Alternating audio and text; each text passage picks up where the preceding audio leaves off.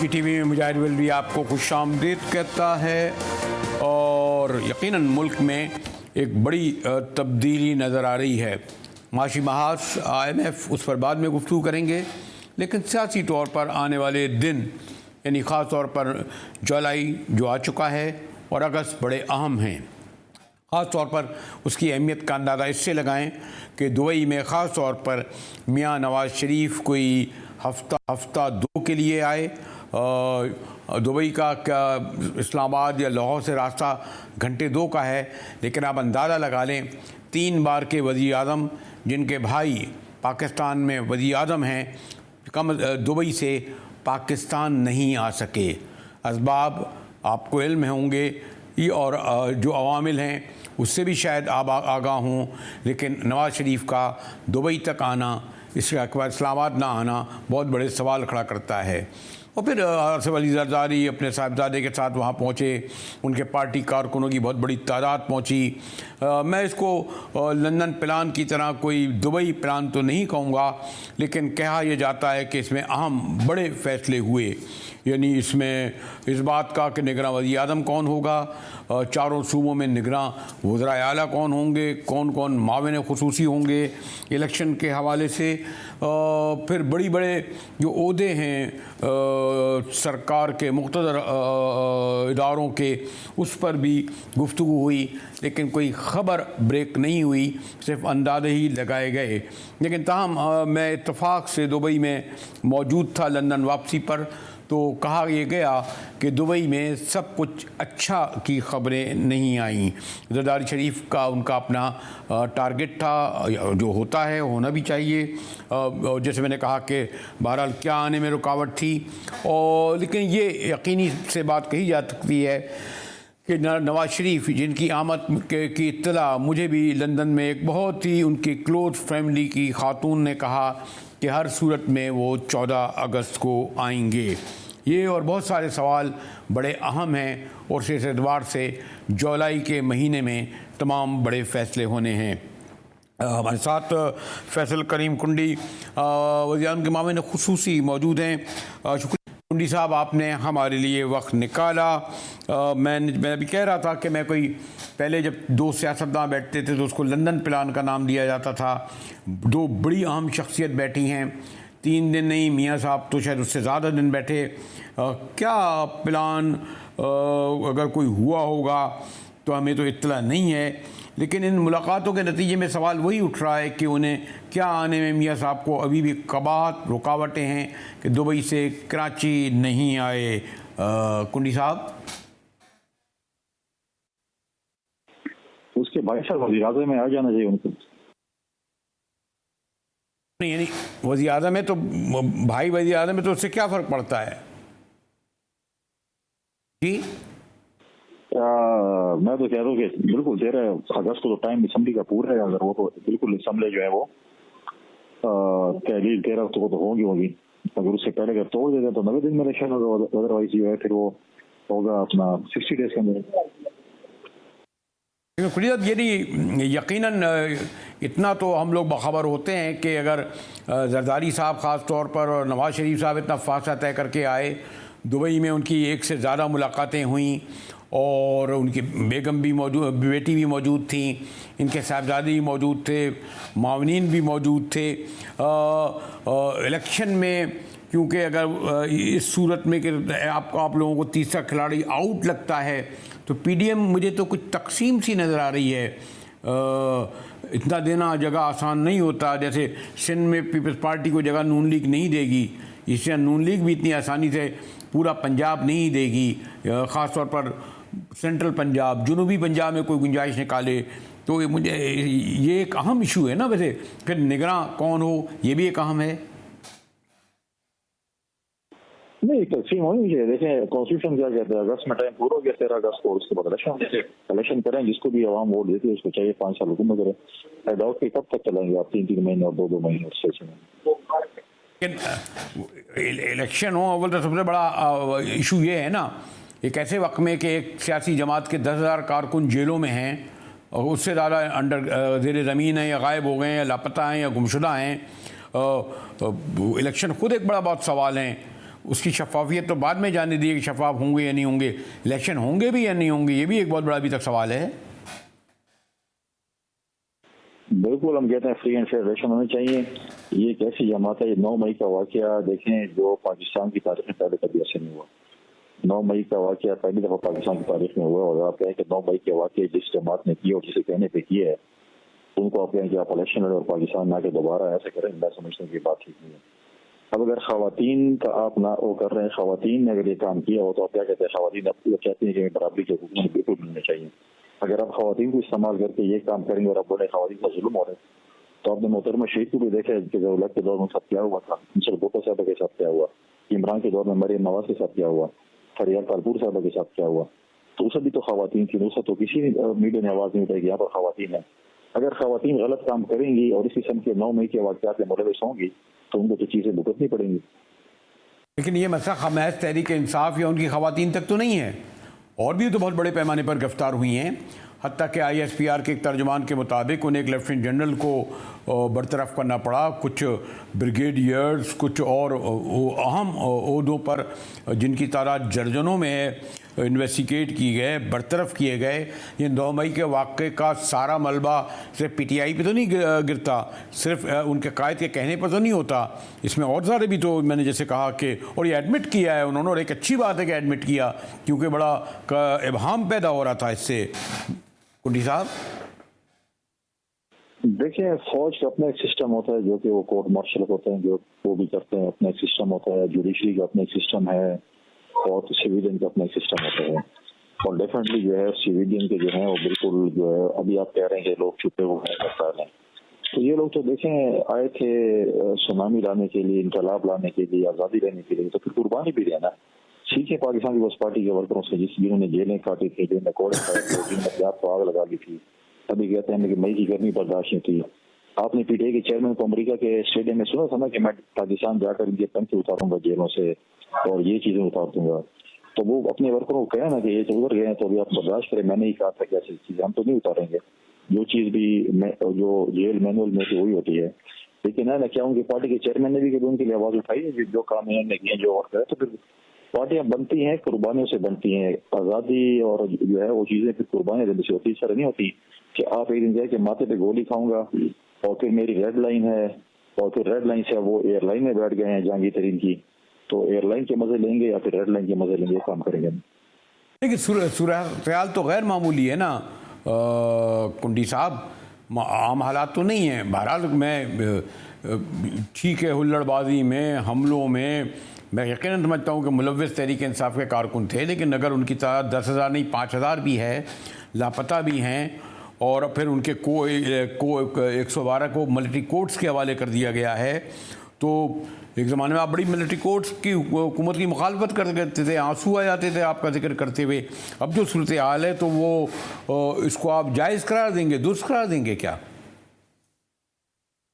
نہیں، سویلین کی بالکل آئیں گے، جو لوگ ملوث، ہم کہتے ہیں بالکل جو لوگ اس میں ملوث ہیں ان کے ساتھ بالکل ایسے نہیں ہوئی۔ ہم کبھی بھی یہ نہیں کہہ رہے، پاکستان پیپلز پارٹی کبھی نہیں کہتی کوئی پولیٹیکل پارٹی جو ہے اس کو جو ہے آپ کہیں کہ جی اس کو آپ بین کر لیں۔ پی ٹی آئی میں اچھے لوگ بھی ہیں، سنجیدہ لوگ بھی ہیں، جمہوری لوگ بھی ہیں، ان کو بالکل پالیٹکس کرنے چاہیے۔ جو پی ٹی آئی میں غلط لوگ ہیں، جنہوں نے غنڈہ گردی کی ہے، جنہوں نے کام کیا ہے، اس کو تو بالکل ہی اجازت نہیں ہو سکتی۔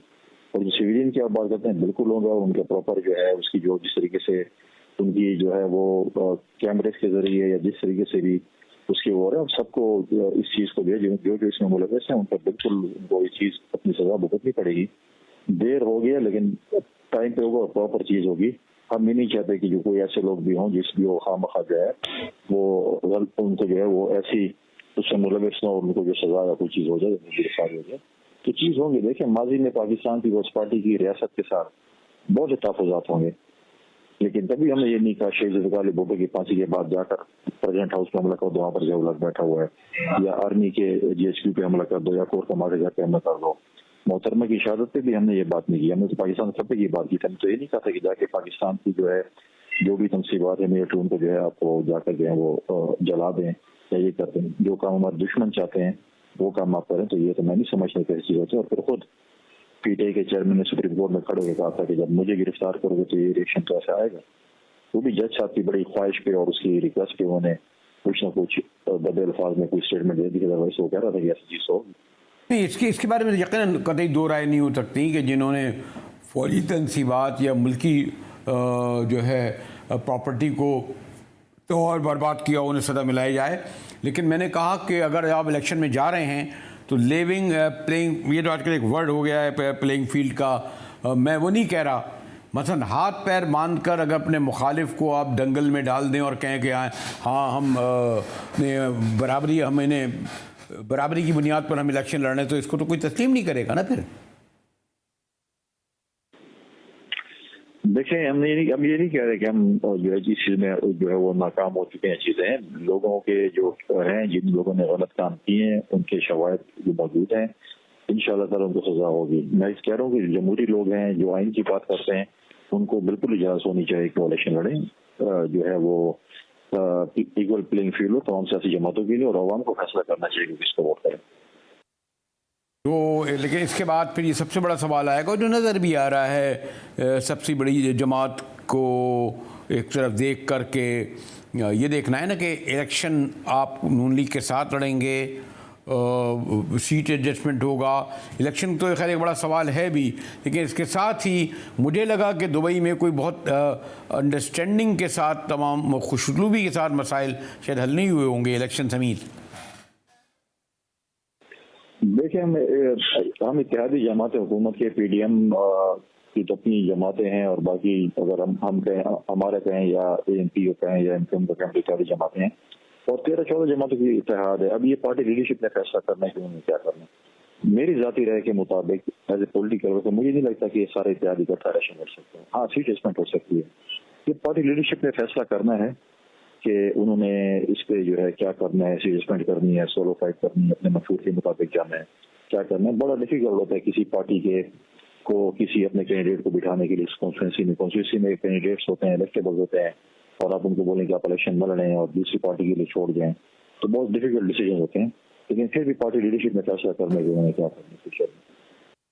ٹھیک ہے فیصل کریم گنڈی صاحب، شکریہ آپ نے ہمارے اور آپ کا جو آبزرویشن ہے اس سے اختلاف تو کیا جا سکتا ہے، لیکن بہرحال ایک پوائنٹ آف ویو ہے. اور آپ کو علم ہے کہ اس وقت سب سے بڑی خبر تو آئی ایم ایف سے ہمیں ریلیف ملنا ہے.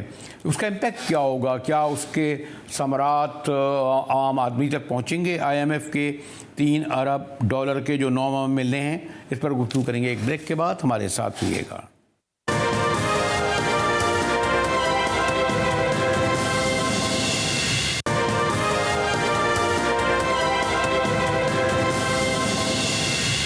ٹی وی میں ایک بار پھر مجاہد ولوی آپ کو خوش آمدید کہتا ہے. اور یہ خود الفاظ ہمارے پرائم منسٹر شہباز شریف صاحب کے تھے کہ آئی ایم ایف ہمیں اور کتنی ناک رگڑوائے گا. تواتر سے مجھے نہیں علم کہ کتنی بار کس طرح انہوں نے ناک رگڑوائی، لیکن اس کے نتیجے میں بالآخر ہمیں $3 ارب کا بیل آؤٹ پیکج ملا آئی ایم ایف سے. 9 ماہ میں یہ ملے گا. لیکن آئی ایم ایف کے پیکج ملنے سے اور بہت سارے دروازے کھلے ہیں. World bank, Asian development bank, اور خود جیسے پرائم منسٹر نے آپ سنیں گے یہ کہا کہ اس کے بعد سعودی عرب نے، یو اے ای نے، چائنا نے، انہوں نے بھی ہمارے لیے دروازے کھولے. یوں آئی ایم ایف اگر دیکھا جائے تو آنے والے دنوں میں ایک بہت بڑا معاشی بحران کے حوالے سے بریک تھرو ثابت ہو سکتا ہے. دیکھیے پرائم منسٹر کیا فرما رہے تھے. اللہ تعالیٰ کے فضل و کرم سے آئی ایم ایف کے ساتھ پاکستان کی ڈیل بے پناہ کاوشوں کے بعد منطقی انجام پر پہنچی. اس کے لیے میں اپنی کابینہ کے تمام آنریبل ممبرز کو، خاص طور پر فائنانس منسٹر صاحب کو اور ان کی ٹیم کو، اور متعلقہ جو ہمارے وزارتیں ہیں ان سب کو دل کی اتھاہ گہرائیوں سے مبارکباد پیش کرتا ہوں کہ شبانہ روز محنت کے بعد اللہ تعالیٰ نے یہ اپنا خاص کرم فرمایا اور آئی ایم ایف کے ساتھ 9 مہینے کا سٹینڈ بائی ایگریمنٹ ہوا. تو $3 ارب ان 9 ماہ میں پاکستان کو ملیں گے. یہ داستان مکمل نہیں ہوتی میرے بھائیوں اور بہنوں کہ اگر میں اس بات کا ذکر نہ کروں کہ سعودی عرب سے $2 بلین کو لانے میں ہمارے سپہ سالار کا کلیدی رول ہے، جنرل عاصم منیر صاحب کا، اور یو اے ای سے جو ہماری کمٹمنٹ انہوں نے کی تھی $1 بلین کی، اس میں بھی اپنا پیش رفت میں ان کا کلیدی رول ہے. یہ اچھی بات ہے کہ ہمارے پرائم منسٹر شہباز شریف صاحب نے کھلے دل سے اس بات کا اعتراف کیا کہ سعودی عرب کے $2 ارب اور UAE کے $1 ارب کی جو ہمیں ملی، اور چائنا سے بھی ایک حد تک، جس کے سبب IMF کا کانفیڈنس ہم پر بحال ہوا۔ ایک کہنا ہے یہ کہ جی امریکہ کا بھی بڑا اہم رول تھا۔ ممتاز ماہر معیشت اور فائننس منسٹر رہے مشرف دور میں ڈاکٹر سلمان شاہ ہمارے ساتھ ہیں۔ ڈاکٹر صاحب شکریہ آپ کے وقت نکالنے کا۔ بڑے پاپڑ بیلنے پڑے اس معاہدے کے لیے، مہینوں سے بلکہ برسوں سے، برس پود سے ہو گئے سے زیادہ کہ ہم ان کے سامنے ناک رگڑتے رہے، لیکن دیکھ لیں یہ کہ یہ جو IMF کا معاہدہ ہوا جو 9 ماہ میں $3 ارب آنے ہیں اس کے ساتھ اور دیگر ممالک کے، اس سے عام آدمی کو کیا فرق پڑے گا؟ مہنگائی کتنی کم ہوگی، بجلی کتنی کم ہوگی، گیس پر کیا اثر پڑے گا، پیٹرول پر کیا اثر پڑے گا، کرنسی پر کیا اثر پڑے گا؟ کیونکہ عام آدمی کے تو یہی مسائل ہیں نا ڈاکٹر سلمان شاہ۔ دیکھیں امیڈیٹلی تو نہیں ڈالے گا، بٹ اگر ہم صحیح طریقے سے، ایمانداری سے، لگن سے کام کریں گے تو پھر یہ بہت فرق ڈال سکتا ہے۔ میرے خیال میں پچھلے 14 مہینے میں اس گورنمنٹ کی طرف سے یہ پہلا کیس ہے سینیٹی کا کہ ہم ایک سین ڈائریکشن میں چل پڑے ہیں، اور جو پہلے ہمارے وزیر خزانہ جس طریقے سے IMF کے ساتھ ڈیل کر رہے تھے، جس طریقے سے ان کو برا بھلا کہتے تھے۔ ڈاکٹر صاحب یہ ایک اچھی بات تو ہے کہ پرائم منسٹر نے کہا اگر یہ مناسب نہیں ہے کہ میں سپہ سالار، بلکہ نام لیا جنرل منیر کا، آرمی چیف کا، کہ انہوں نے کلیدی کردار ادا کیا۔ ٹھیک ہے، یہ ریئلٹی ہے کہ کتنا ہمارا ملٹری اسٹیبلشمنٹ کا ہماری سیاست اور معیشت میں رول ہے، لیکن معیشتیں چلانا بہرحال یا گائیڈنس دینا ان کا کام تو نہیں ہے، تو ہماری ذمہ داری ہے نا۔ بے پناہ اخراجات جو بجٹ میں کرتے ہیں ہم کرتے ہیں، اور اس کو پھر مینیج بھی ہمیں کرنا چاہیے۔ تو ان کی وجہ سے مل تو گیا، لیکن جواب دہ تو آپ ہوں گے نا بعد میں، اگر آپ نے اس کو جائز طور پر عوام کو منتقل نہیں کیا، یعنی ڈیولپمنٹ پہ اور خوشحالی پہ اور قرضہ جات کی واپسی پہ۔ ڈاکٹر صاحب دیکھیں ایک بات تو یہ ہے کہ یہ جو ڈیزائن کیا گیا نا اسٹینڈ بائی ارینجمنٹ، اس کو 9 مہینے کے لیے کیا گیا۔ اب 9 مہینے کا مطلب یہ ہے کہ اگر آپ اپنے پاکستان کے سیاسی کیلنڈر کے ساتھ اس کو ملائیں تو اس میں 2 ماہ اس گورنمنٹ کے ہوں گے، پھر 3 ماہ اس کے بعد آپ لگا لیں تقریباً کیئر ٹیکر گورنمنٹ کے ہوں گے اور الیکشنز ہوں گی۔ اس کے بعد آپ دیکھیں کہ تقریباً اگر وقت پہ الیکشنز ہو جاتے ہیں تو پھر تقریباً 5 ماہ کے بعد ہمارے پاس ایک نئی گورنمنٹ ہوگی، جس سے تقریباً 3-4 ماہ ملیں گے ایک نیا IMF پروگرام کرنے میں، اور اس وقفے میں IMF مانیٹرنگ کرے گی، اور اس کے مطابق اگر آپ اپنے کنڈیشنلٹیز پوری کرتے رہیں گے، یہ گورنمنٹ، کیئر ٹیکر گورنمنٹ اور پھر اگلی گورنمنٹ، اور پھر اس کو عمل اگر ہم نے کیا تو ایک نیا پروگرام آئے گا جو لمبی مدت کا ہوگا، جو تقریباً ایک ایکسٹینڈڈ فنڈ فیسلٹی کی طرح کا ہوگا، یا اسٹرکچرل ایڈجسٹمنٹ فیسلٹی کوئی بنائیں گے کہ جس میں آپ اکنامک ریفارمز بھی کر سکیں۔ پرٹیکولرلی بجلی کا نظام کی بات IMF کے اسٹیٹمنٹ میں آ چکی ہے، پھر انویسٹمنٹ کلائمیٹ کی بات وہ کر چکے ہیں، ٹیکس ریفارمز کی بات کر چکے ہیں، پھر اسٹیٹ اونڈ انٹرپرائزز کی جو پرائیویٹائزیشن ہے اور اس کے نتیجے میں جو اگر کچھ ملتا ہے تو قرضوں کی واپسی ہے وہ کرنا ہے، پھر ڈیٹ کی اگر ریسٹرکچرنگ کی ضرورت ہے وہ بھی کرنی ہے۔ اس کے ساتھ ساتھ ہم نے انویسٹمنٹ بہت زیادہ لے کے آنی ہے، اور پرائیویٹ سیکٹر کی اور فارن انویسٹمنٹ ہمیں بہت درکار ہے، اور یہ سارا نظام پھر آپ کو EFF کے دوران بنانا پڑے گا، اور اس کے لیے ہمیں پاکستان میں بہت اچھی انوائرمنٹ چاہیے انویسٹمنٹ کے پوائنٹ آف ویو سے۔ اب انویسٹمنٹ جو ہے ہمارا ابھی ہم دیکھ رہے ہیں کہ اسٹاک مارکیٹ میں امیڈیٹلی اس کا بہت پازیٹیو امپیکٹ آ جائے اور اس سے مارکیٹ بہت اونچی گئی ہے. یہ وہ انویسٹر ہے جو بڑی جلدی انٹر بھی ہوتا ہے اور بڑی جلدی نکل بھی جاتا ہے. سو ابھی یہ اس ارینجمنٹ کو وہ تھمز اپ دے رہے ہیں اور وہ ایک ریکوری کی طرف اسٹاک. ڈاکٹر صاحب یہ جو آئی ایم ایف سے ہمیں بیل آؤٹ ملا ہے اور جو جیو پولیٹیکل سچویشن کو بھی ہم الگ کر کے نہیں دیکھ سکتے, یعنی چائنا اور امریکہ کے اپنے انٹرسٹ بھی ہیں. ابھی یہ کہا گیا کہ امریکہ نے بڑا اہم کردار ادا کیا آئی ایم ایف کو راضی کرنے کا کہ وہ انویسٹمنٹ میں آئے, جبکہ چائنا بھی بہت ہی اور امریکہ کے ساتھ جو ریلیشنز ہیں وہ آپ کو مجھ سے زیادہ عام ہیں.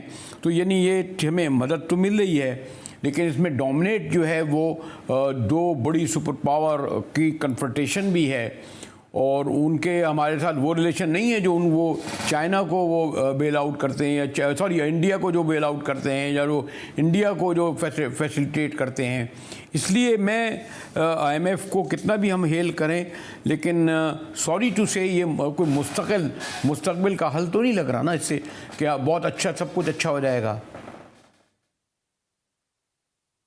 دیکھیں آئی ایم ایف کا جو بورڈ ہے اور اس میں جو ممالک ریپریزنٹیٹیوز ہیں اس میں تقریباً 16% امریکہ کا ووٹ ہے, اور باقی جو ہے 84% وہ باقی دنیا کا ووٹ ہے, جس میں چائنا کا بھی ووٹ ہے, یورپ کا بھی ووٹ ہے, اور آبویسلی ہر ممبر کنٹری کا اپنے اکانومی کے سائز کے مطابق ان کا ووٹ ہے.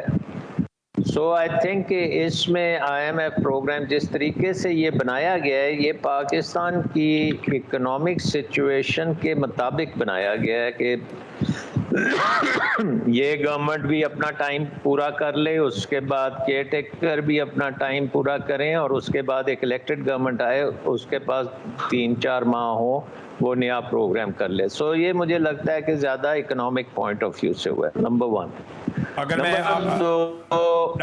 جیسا مجھے معذرت کے ساتھ آپ کو علم ہے ذرا وقت کا مسئلہ ہے, لیکن اگر میں آخری سوال آپ سے یہ کروں کہ میں نے دیکھا ہے ابھی کچھ مجھے جانے کا اتفاق ہوا انڈیا میں بھی اور لندن میں بھی اور دبئی میں, سب سے بڑا مسئلہ مہنگائی کا ہے, لیکن ان ملکوں کی کرنسی مضبوط ہے.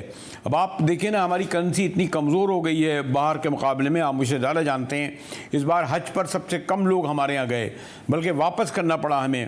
ہم نے قربانیاں جو ہمارا مذہبی فریضہ ہوتا ہے اس میں 40% کمی آئی ہے, یعنی لوگوں کی قوت خرید کم ہوئی ہے, ہمارے پیسے کی وقت ختم ہوئی ہے, جو ہماری آمدنی ہے اس کے مقابلے میں اخراجات زیادہ ہیں. ڈاکٹر صاحب ذرا کوئک اس کا اسپیسیفک جواب دے دیجیے.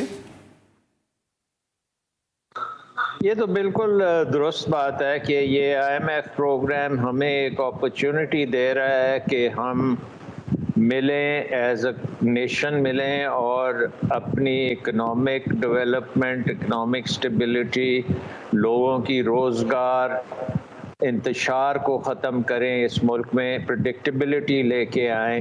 اور ہمارا جو نظام ہے آئی تھنک کہ کانسٹیٹیوشنلی ہم اگر سٹیپس لیں گے تو پھر ہم آہستہ آہستہ ٹھیک ڈائریکشن میں چلے جائیں گے. اب آئی ایم ایف کا پروگرام بھی جو ڈیزائن ہوا ہے وہ یہی انڈیکیٹ کرتا ہے کہ وہ ایکسپیکٹ کر رہے ہیں کہ ہمارے ملک. ٹھیک ہے ڈاکٹر صاحب, ڈاکٹر سلمان شاہ بڑے مفصل طریقے سے اور بڑے بیلنس طریقے سے آئی ایم ایف کا جو ریلیف بیل آؤٹ پیکیج میں ملا تھا گفتگو کر رہے تھے, اور یقیناً اس بات کا سے ہم گزرے بغیر نہیں گزر جا سکتے کہ فرانس میں جس طریقے سے لوگ سڑکوں پر آئے, اور آپ غور کیجئے کہ ایک نوجوان کے ساتھ جو پولیس نے زیادتی کی اس پر پورا فرانس اٹھ کھڑا ہوا, اور یہاں آپ یہ دیکھیے سڑکوں پر گولیاں ماری جا رہی ہیں موبائل کی خاطر, موٹر سائیکل کی خاطر, لیکن 4 آدمی بھی باہر کھڑے ہو کر جو ہے کوئی مظاہرہ نہیں کرتے, کوئی احتجاج نہیں کرتے. پارٹیاں بھی جو ہیں اپنی پارٹیوں میں لگی ہیں. اس پر گفتگو کریں گے بریک کے بعد.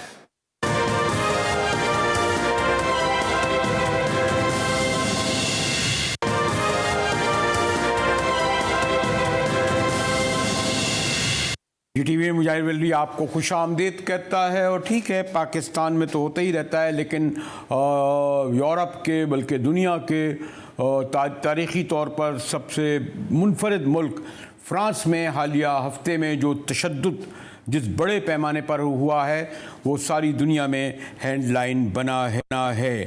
اور ایک نوجوان کو شہید کیا، ایک نوجوان کو جس طرح ہلاک کیا گیا، اور اس کا سبب یقیناً ایک پورا اس کے پیچھے ایک تاریخ ہے کہ یہ ایک نہیں بلکہ کہا یہ جا رہا ہے کہ پچھلے چند برسوں میں بڑے پیمانے پر لوگ بہرحال بے روزگار بھی ہیں، وہ جرائم میں بھی ملوث ہوتے ہیں، لیکن پولیس کا ان کے ساتھ رویہ وہی ہے جو تیسری دنیا کا ہے.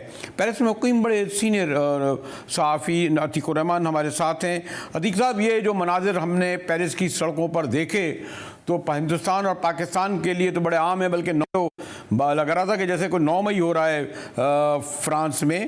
تو اس کا بہت اگر اسپیسیفک پوچھوں کیا وجہ ہے کہ ایک نوجوان کی ہلاکت پر پورا پیرس جو ہے نکل آیا، 250 گاڑیاں جلا دی، میئر کا دفتر کو آگ لگا دی؟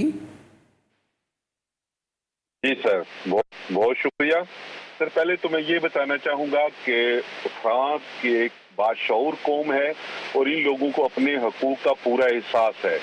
حکومت کی طرف سے جب بھی مہنگائی ہو، کوئی زیادتی ہو، کوئی ایسا قانون پاس ہو کہ جس سے عوام کے حقوق متاثر ہوتے ہوں، تو لوگ یہاں پہ کسی بھی سیاسی وابستگی سے بالا تر ہو کر سڑکوں پر نکلتے ہیں. اور یورپ بھر میں سب سے زیادہ اگر ہڑتالیں اور مظاہرے ہوتے ہیں تو وہ فرانس میں ہوتے ہیں. فرانس میں شاید ہی کوئی خاص طور پہ دارالحکومت پیرس میں کوئی ویکنڈ ہوگا کہ جب پیرس میں کوئی چھوٹا موٹا کوئی مظاہرہ، کوئی جلوس نہ ہوتا ہو. لیکن یہ تو بہت بڑا تھا نا، یہ تو باقاعدہ 250 گاڑیوں کو آگے لگائیں. اتنی تو گاڑیاں 9 مئی کو بھی لگائی گئی ہوں گی ہمارے یہاں پاکستان میں. اتنا تو جو جس لیول پہ ہوا ہے اس کا میں دیکھ رہا ہوں وہ بہت ہائی ہے، صرف ایک نوجوان کی اس ہلاکت پر. سر کئی درجن 9 میں یہ اکٹھے کریں تو پھر بھی جو پیرس میں ہوا ہے وہ اس کا مقابلہ نہیں کر سکتے. یہ پورے ملک میں آگ لگ گئی تھی 17 سالہ ناہل کی قتل کے بعد. جب پولیس کے ہاتھوں وہ قتل ہوا تو اس کے پیچھے صرف یہ نہیں تھا کہ ایک نوجوان قتل ہوا ہے. 2017 کے بعد جب یہ قانون پاس ہوا کہ پولیس کے حکم کی تعمیل نہ کرنے پر پولیس اس شخص پہ جو پولیس کی بات نہیں سنتا، حکم کی تعمیل کر اس کو گولی ماری جا سکتی ہے. تو اس سے پہلے اگر سال میں 20 قتل ہوتے تھے پولیس کے ہاتھوں، تو اس کے بعد اب 40 سے بھی زائد قتل ہو رہے ہیں. یعنی پولیس جو ہے اس قانون کو اپنے دفاع سے زیادہ اپنی اتھارٹی کے طور پر استعمال کر رہی ہے. زیادہ لوگ اس وجہ سے مشتعل ہوئے کہ پولیس نے اس واقعے کے فوراً بعد جو بیان دیا وہ یہ تھا کہ وہ لڑکا جو تھا وہ پولیس والے کو گاڑی کے ساتھ کچلنا چاہ رہا تھا. اس وجہ سے پولیس والے نے اپنے دفاع میں گولی چلائی. لیکن چند ہی گھنٹوں کے بعد جو ویڈیو وائرل ہوئی اس میں صاف طور پہ دیکھا جا سکتا ہے کہ پولیس والا گاڑی کی بالکل سائڈ پہ تھا، اس میں کوئی کچلنے والی بات نہیں تھی. ہاں اس نے حکم نہیں مانا اور گاڑی بھگانے کی کوشش کی تو پولیس والے نے اس کو گولی مار دی. دوسرا کیونکہ وہ ایک غیر ملکی تھا، افریقن نژاد نوجوان تھا، عرب تھا، تو یہاں پہ پولیس کے ہاتھوں زیادہ تر جو واقعات ہوتے ہیں وہ افریقہ کے جو عربی اور جو کالے ہیں ان کے خلاف ہوتے ہیں، اور ان میں ایک بہت زیادہ نفرت پائی جاتی ہے. اس کے پیچھے صرف یہ نہیں ہے کہ وہ غیر ملکی ہیں، اس کے پیچھے یہ بھی ہے کہ ان کے ساتھ بہت سارے جو حالات ہیں ان میں ناانصافیاں ہوتی ہیں، ان میں بہت زیادہ بے روزگاری ہے، ان کے ساتھ جو ریاستی رویہ ہے اس میں بھی تفریق پائی جاتی ہے. اور فرانس کے بہت سارے جو سیاستدان اور میڈیا جو ہے وہ اس تقسیم کو، اس تعصب کو، اس تفریق کو، اس تقسیم کو بڑھانے میں بہت زیادہ کردار ادا کر رہا ہے. ابھی جو صدارتی الیکشن ہوا ہے گزشتہ سال، اس میں آپ یہ دیکھیں کہ ایک جو صدارتی امیدوار تھا وہ صرف صدارتی امیدوار اس وجہ سے بنا، وہ فرانس میں مشہور اس وجہ سے ہوا کہ وہ جب بھی ٹی وی پہ بیٹھتا ہے وہ ایز اے تجزیہ نگار وہ صرف اور صرف اسلام اور غیر ملکیوں کے خلاف بات کرتا ہے، اس کے علاوہ اس کے بعد دوسری کوئی بات نہیں ہوئی. اور صرف اس وجہ سے مشہور ہو کے اس کو اتنی تائید ملی کہ وہ صدارتی الیکشن ٹھیک ہے. عتیق الرحمان صاحب بڑی تفصیل سے وہ اسباب بتا رہے تھے، محرکات بتا رہے تھے کہ پولیس رویہ اور پولیس رویے کو فیس کرتے ہی رہتے ہیں تیسری دنیا کے لوگ، لیکن ان کا کہنا تھا کہ ان کو ایک ایسا لاز ملا ہے جس کے سبب وہ اس بڑے پیمانے پر جو ہے لوگوں کو اور خاص طور پر افریقہ اور تیسری دنیا کے لوگوں کو نشانہ بناتے ہیں۔ اسی کے ساتھ ہی جی ٹی وی سے مجاہد بریلوی کو اجازت دیجیے۔